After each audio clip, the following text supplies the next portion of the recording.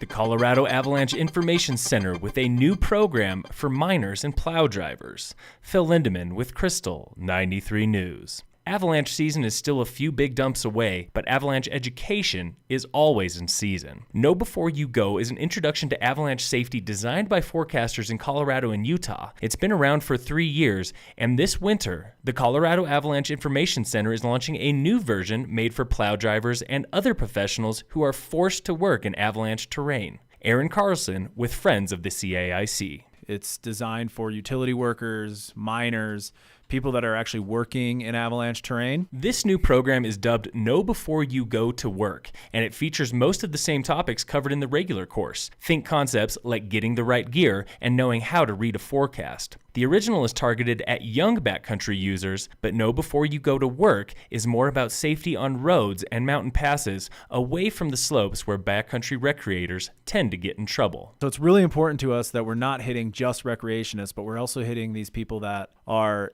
working in avalanche terrain, that their job puts them there, and they could stay safe if they just knew and had a little bit of knowledge about avalanches. Just remember, Know Before You Go is a great place to start, Carlson says, but it's only the beginning. It is not the keys to go start traveling in the backcountry. It's really just an awareness program. Each and every Know Before You Go program is free. Check the CAIC calendar for one near you, or if you're a business owner, contact the office to set up a training. Those are also free. See the website at avalanche.state.co.us. For just 3 years, more than a century ago, Jumbo Mine east of Keystone on the Continental Divide produced copper, gold, silver, and lead. And like many old mines, it left behind a trail of toxic waste like zinc and other heavy metals. This October, Summit County and the Environmental Protection Agency took huge steps to protect Peru Creek, a vital source of water for the Snake River that has long been contaminated by Jumbo Mine. The contamination is so bad that those two waterways cannot support fish. The main concern here was zinc.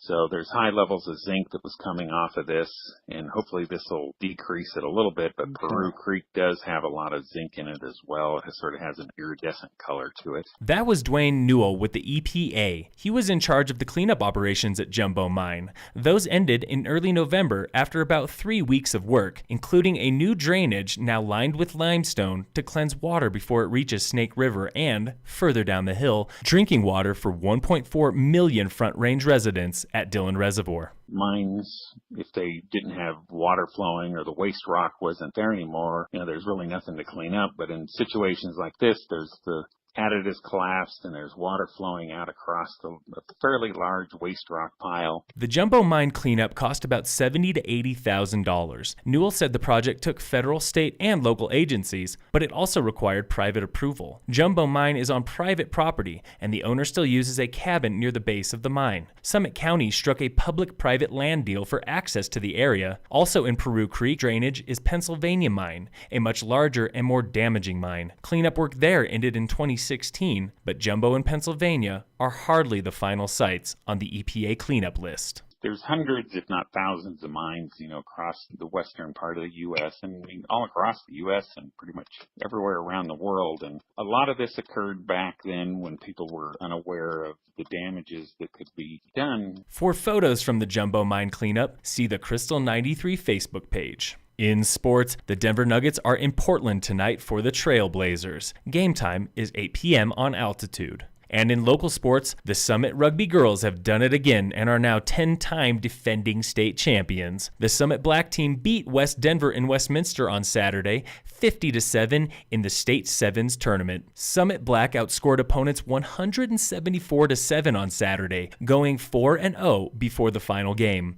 That includes tries from a few varsity players who don't often score. Head coach Carl Barth talks about the tourney. The depth of the bench just way too much, and they just blew it open in the second half. Kids who don't score a lot, or the kids who scored in the first half in the final, which was really cool. And then sort of the second half, a couple of the more traditional scorers. Eva came off the bench and scored 3, which was nice. She had a really good day. Summit's Cassidy Bargell was named Player of the Year for the state, and 8 players made the All-State team. The Summit Black team went nearly undefeated this year. They lost once to the number 1 ranked team in the U.S. at the Utah Pink Sevens tourney in October. Phil Lindeman with Krystal 93 News.